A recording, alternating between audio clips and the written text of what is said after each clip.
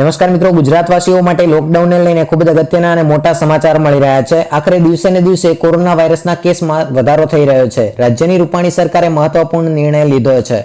જો મિત્રો તમે ગુજરાતની અંદર રહો છો અને લોકડાઉનની માહિતી સૌથી પ્રથમ મેળવવા માંગો છો તો આજનો આ વિડીયો તમારા માટે ખૂબ જ અગત્યનો છે।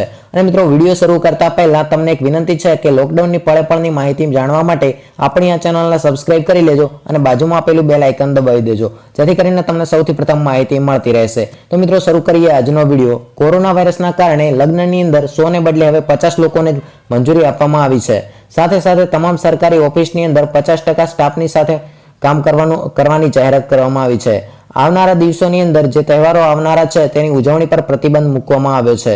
અને મિત્રો સાથે સાથે બોર્ડની પરીક્ષાને લઈને પણ મહત્વના સમાચાર મળી રહ્યા છે। કેન્દ્રની એસઓપીના સંપૂર્ણ પાલન મુજબ ગુજરાતની અંદર બોર્ડની પરીક્ષા 10 મે થી 25મી મે વચ્ચે યોજવામાં આવશે તેવી મિત્રો જાહેરાત કરવામાં આવી છે। તો મિત્રો હવે વાત કરીએ લોકડાઉનની, તો ગુજરાતની અંદર ગુજરાત હાઈકોર્ટ દ્વારા સરકારને મહત્વપૂર્ણ ટકોર કરવામાં આવી છે।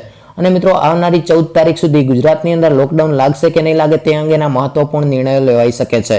તો મિત્રો ગુજરાતની અંદર લોકડાઉન અંગેની માહિતી 14 તારીખ પછી આપવામાં આવશે અને મિત્રો ત્યારબાદ તમને વિડીયોના માધ્યમથી લોકડાઉન અંગેની સંપૂર્ણ જાણકારી આપવામાં આવશે।